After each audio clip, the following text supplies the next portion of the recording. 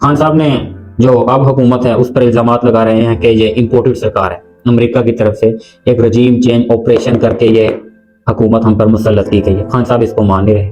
खान साहब उस वक़्त से 6 दिन का टाइम देकर निकले थे कि इलेक्शन करवाओ, और आज तक इलेक्शन करवाने के लिए एक धरने दे रहे हैं, जेल बरो तहरीक का आगाज शुरू कर रहे हैं, और वो जेल बरो तहरीक का आगाज जो है वो अपने से शुरू करना चाहते हैं, लेकिन वो गिरफ्तारी देगी नहीं, ये पक्की खबर है।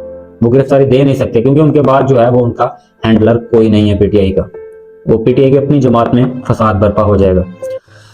खान साहब ने आखिरकार बाजवा साहब, जनरल कमर जवेद रिटायर्ड बाजवा, उस पर भी इल्जाम लगाए कि इन्होंने हमारा रजीम चेंज ऑपरेशन करवाकर हमारे एमएनएज एमपीएस इधर उधर करके हॉर्स ट्रेडिंग करके खरीद कर एमएनएस को जरदारी की तरफ नवाज शरीफ की पार्टी में लाया गया और एक इम्पोर्टेड सरकार बिठाई गई, हमारे ऊपर मुसल्लत की गई।